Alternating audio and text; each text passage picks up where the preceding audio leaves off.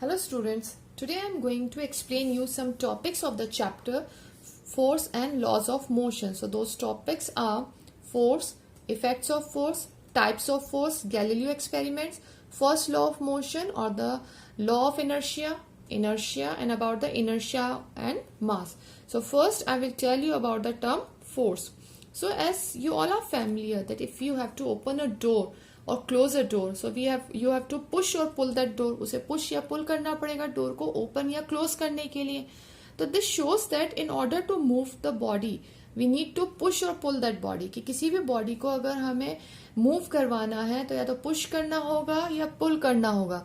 तो in simple language the force can be defined as the push और pull, और we can define the force in the technical term like it's an extra force which move a body at rest or stop a moving body or change the speed of a moving body, change the direction of moving body or change the shape and size of the body. So these are the efforts are known as the force, and the SI unit of the force is Newton and its symbol is N. मतलब N से represent होता है.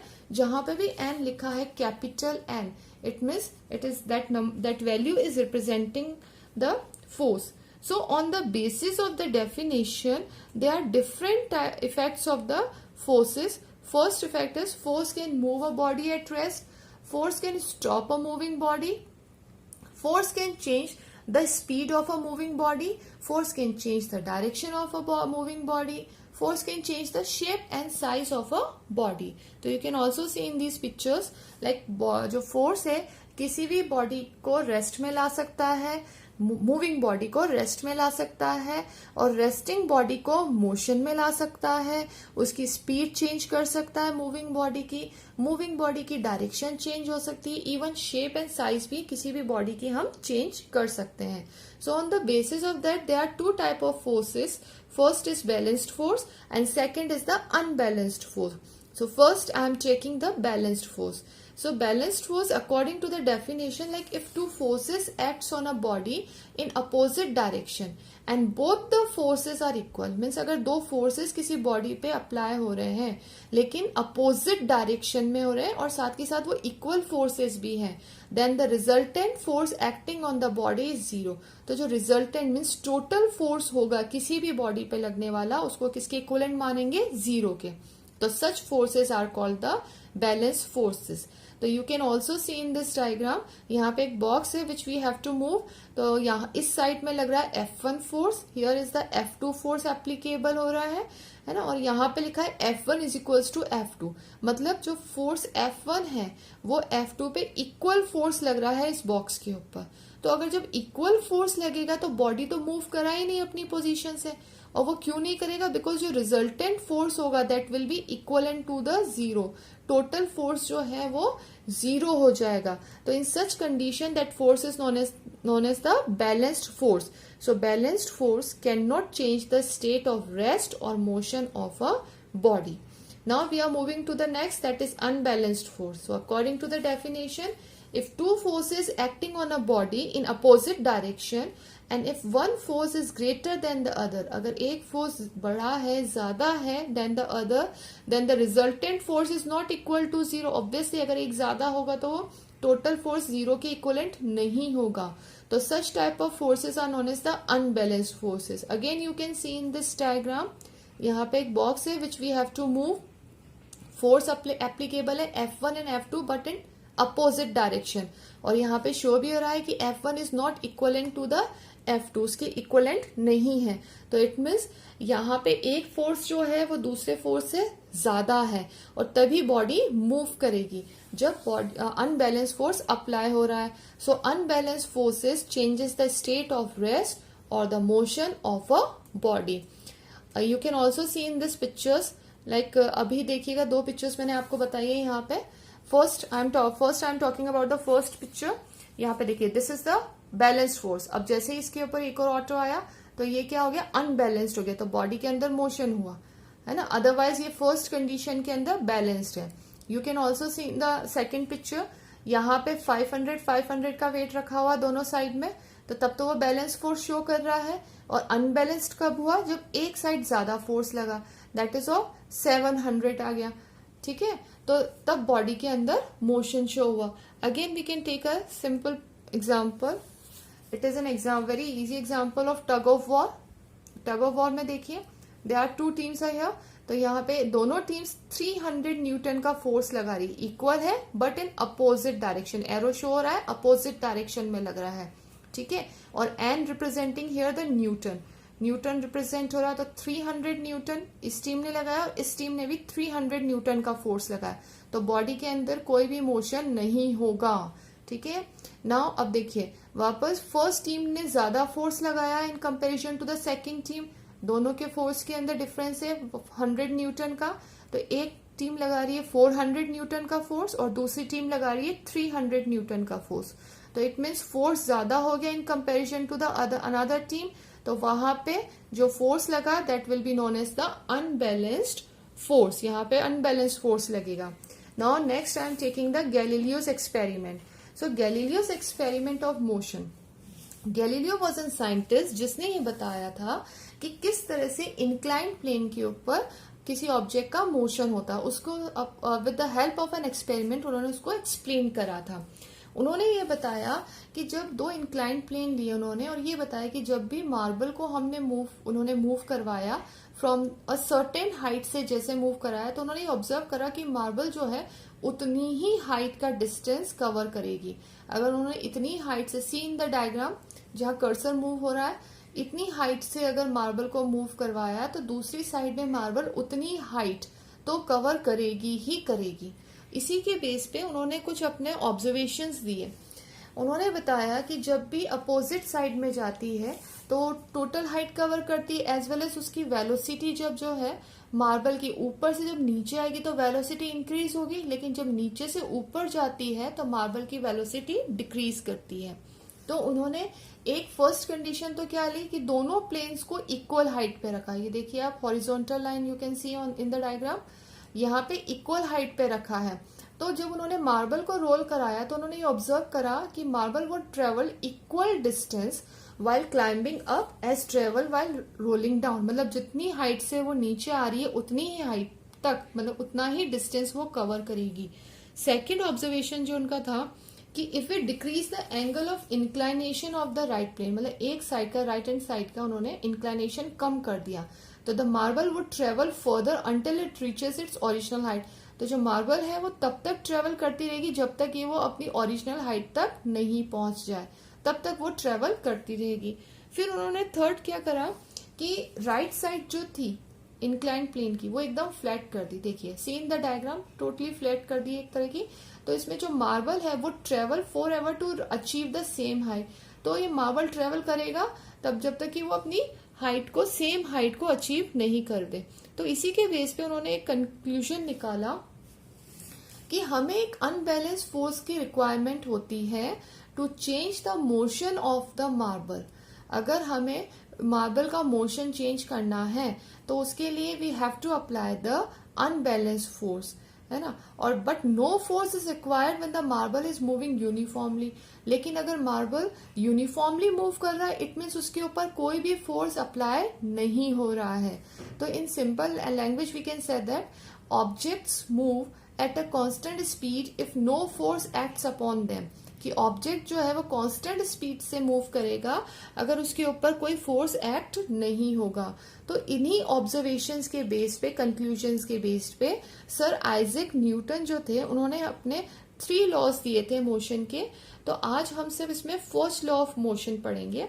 First law of motion which is also known as law of inertia, second law of motion and third law of motion. So today I am taking only the first law of motion which is also known as the law of inertia. So first law of motion क्या state करता है?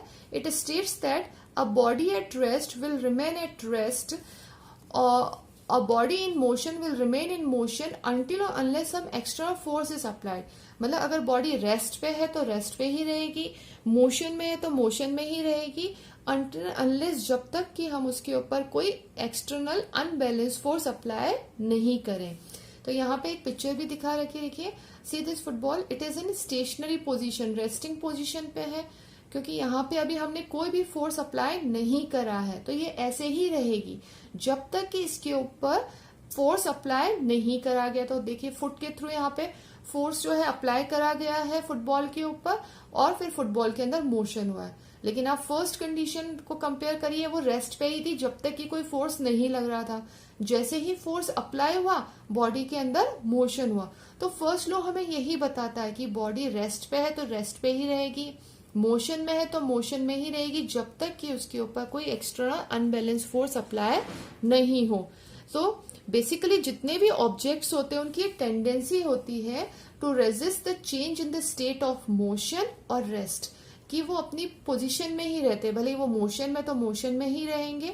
You can also see in this picture ball जो है वो motion में ही continuously, ठीक है, और अगर कोई ऑब्जेक्ट रेस्ट में तो रेस्ट में ही रहेगा। तो जब तक कि हम उसके ऊपर अनबैलेंस फोर्स अप्लाई नहीं करें तो उनकी वो जो टेंडेंसी है मोशन में रहने की या रेस्ट में रहने की, तो this tendency is known as the inertia, उसको हम इनर्शिया बोलते हैं। ठीक है, अब इनर्शिया जो होता है उसको हम ऐसे भी डिफाइन कर सकते हैं कि the natural tendency of objects to remain in state of rest और in uniform motion, this is known as the inertia, or this is why the first law of motion is also known as the law of inertia. तो अगर हमें किसी भी body को move या change कराना है उसकी प्रॉपर्टी में, तो इसका मतलब we need to overcome inertia. अब इनर्शिया वो कैसे ओवरकम करेंगे, जब हम उसके ऊपर अनबैलेंस फोर्स अप्लाई करेंगे। तो इसी के बेस पे there are 3 types of inertia. First is inertia of rest, inertia of motion and inertia of direction. So inertia of rest क्या होता है, it is the inability of the body to change the state of on its own, मतलब अपनी पोजीशन में। Inertia of rest मतलब body rest में है तो रेस्ट में ही रहेगी, तो ये जो उसकी टेंडेंसी होती है that is known as inertia of rest. Inertia of motion मतलब अगर बॉडी मोशन में है तो मोशन में ही रहेगी, so this is the inertia of motion, tendency is known as inertia of motion. Inertia of direction means अगर body जिस डायरेक्शन में मूव करी सेम डायरेक्शन में कंटिन्यूसली मूव कर रही है, then it is known as the inertia of direction. So I am taking here the some examples of inertia. First, if a striker hits a pile of coins on a carom board, आप सब carrom board खेल चुके हैं और खेलते भी होंगे कि स्ट्राइकर से आप जब जो कॉइन्स के पाइल है उनको जब आप हिट करते हैं तो जो lowest coin move out and due to the inertia of rest होता है and other coins fall down, कि जैसे ही आपने उसको स्ट्राइकर से हिट करा कॉइन का, तो उस पाइल के अंदर से सबसे जो नीचे वाला कॉइन होता है वो पहले मूव करता है, ठीक है, और बाकी कॉइन्स जो होते हैं वो नीचे गिर जाते हैं। क्यों गिरे, बिकॉज जो आपने अनबैलेंस फोर्स लगाया वो कहाँ लगाया, लोएस्ट कॉइन के ऊपर, ठीक है।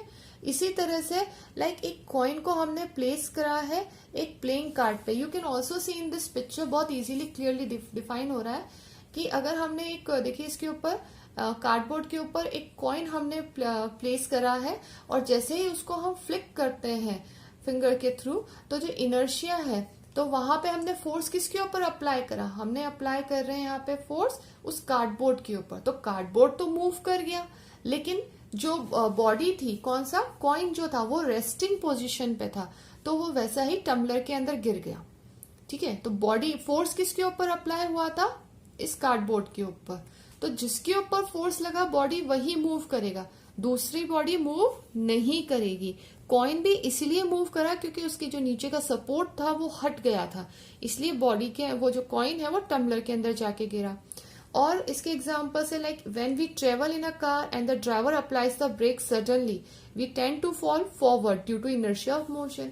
कैसे, जैसे कि आप कार के अंदर बैठे हैं, आप सीट बेल्ट लगाते हैं ना, ये एक उसका मेन पॉइंट है कि why the seat belt are provided in the cars और एनी व्हीकल, वो इसीलिए प्रोवाइड करा जाता है कि जब ड्राइवर है या आप लोग ब्रेक्स लगाते हैं एकदम सडनली कार में ब्रेक ले, तो हम लोग आगे की तरफ जाते हैं, ठीक है। तो वो क्यों हुआ, due to the inertia of motion. अब इसको समझिए कैसे हुआ, देखिए you can see in this picture, यहाँ पे जो ड्राइवर बैठा हुआ है उसकी जो लोअर बॉडी है that is in direct contact with the car. See the picture और जहाँ कर्सर मूव कर रहा है उसे देखिएगा कि जो लोअर बॉडी है उस ड्राइवर की that is in contact with the car, direct contact में है कार के, तो जैसे ही कार स्टॉप हुई तो उसकी लोअर बॉडी कार के साथ थी तो वो स्टॉप हो गई, बट द अपर बॉडी जो है स्टिल इन मोशन, क्योंकि उसको रेस्ट में आने के लिए कुछ टाइम लगेगा, लेकिन वो अभी तक भी मोशन में है।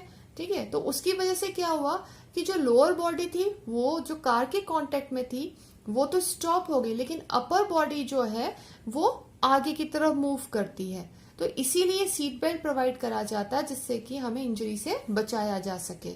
ठीक है, इसी तरह से नेक्स्ट एग्जांपल देखिए, when we are standing in a bus and the bus begin to move suddenly, मतलब अभी बस जो है वो रेस्टिंग पोजीशन पे है, और रेस्टिंग पोजीशन में है तो इट मीन्स क्या हुआ कि अब जैसे ही वो सडनली मूव करेगी तो we tend to fall backward, हम पीछे की तरफ जाते हैं। कभी नोटिस करिएगा, जैसे अगर आप बस के अंदर आते हैं स्कूल में या फिर ऑटोज के अंदर आते हैं, तो ऑटो में जब आके आप बैठते हैं तो जब वो एकदम से स्टार्ट लेता है ऑटो तो आप पीछे की तरफ जाते हैं, आपको हल्का सा जर्क फील होगा पीछे की तरफ। ठीक है, वो क्यों हुआ? क्योंकि जो आपके फीट है, मतलब जो आपका लोअर बॉडी है, वो किसके डायरेक्ट कांटेक्ट में है? उस पर्टिकुलर मूविंग ऑब्जेक्ट के, मतलब बस है, कार है, या जो भी आपका ऑटो है उसके डायरेक्ट कांटेक्ट में है। तो वो तो उस बस या कार जिसके भी डायरेक्ट कांटेक्ट में, उसके साथ लोअर बॉडी आगे मूव कर जाती है, लेकिन अपर बॉडी जो है वो रेस्टिंग पोजीशन पे ही रहती है। और वो क्यों रहती है? Because of the inertia of rest. और वो थोड़ी देर बाद वापस किस में चेंज हो जाती है? इनर्शिया ऑफ मोशन में, क्योंकि वहां पे फोर्स जो है वो ट्रांसफर कर जाता है। नाउ अब next is the inertia and mass, कि मास और इनर्शिया एक दूसरे से कैसे रिलेट करते हैं। से इनर्शिया जो होता है वो किसी भी ऑब्जेक्ट पे डिपेंड करता है उसके मास के बेस पे, कि अगर मास ज्यादा होगा या कम होगा तो उसी के बेस पे हम इनर्शिया को शो कर सकते हैं। तो डायरेक्टली प्रोपोर्शनल होता है। कैसे? कि जो लाइटर ऑब्जेक्ट है उसका कम इनर्शिया होता है, ध्यान रखिए, lighter object has the less inertia, और इसी की वजह से वो they can easily change their state of rest और मोशन। तो अपनी रेस्ट और मोशन पोजीशन वो इजीली चेंज कर सकते हैं लाइटर ऑब्जेक्ट, तो उनको कम इनर्शिया लगता है। आप सिंपल एक देख लीजिए, सिंपल फेदर का एग्जांपल ले लीजिए। बर्ड के फेदर जो होते हैं, हल्की सी हवा है, थोड़ी सी आपने फूंक भी उसको मारी तो वो इजीली मूव कर जाएगा one place to another place. Why? क्योंकि उसका मास जो है वो कम होता है। ठीक है, उसका मास कम होगा तो बॉडी इजीली मूव कर जाएगी one place to the another place. इसी तरह से अगर हैवियर ऑब्जेक्ट है तो have large inertia and therefore they show more resistance. अगर हैवियर ऑब्जेक्ट है तो उसको मूव करने के लिए मतलब उसके ऊपर ज्यादा इनर्शिया लग रहा है, तो you have to apply more unbalanced for it on it. आप ये देख सकते हैं, यहाँ पे एक हैवी बॉक्स है, ठीक है, अब इसको मूव करवा रहा है ये पर्सन, तो इसको बहुत ज्यादा फोर्स अप्लाई करना पड़ेगा। क्यों? क्योंकि जो जितना ज्यादा मास होगा, इनर्शिया जो है उतना ही ज्यादा होगा। मतलब यहाँ पे इनर्शिया ऑफ रेस्ट की कंडीशन है इस बॉक्स के ऊपर, तो वो ज्यादा रहेगी टेंडेंसी के, और उसको ओवरकम करने के लिए हमें ज्यादा अनबैलेंस फोर्स अप्लाई करना पड़ेगा। Hence mass is called a measure of inertia of an object. तो मास जो है वो इनर्शिया, जो भी किसी का इनर्शिया ऑफ एन ऑब्जेक्ट का मेजर होता है मास के बेस पे हम बोल सकते हैं कि इनर्शिया ज्यादा लगेगा या कम लगेगा। So that's all for today. Next topics, that is the second law of motion, third law of motion and conservation of momentum, हम नेक्स्ट टाइम लेंगे। Thank you very much for watching the video.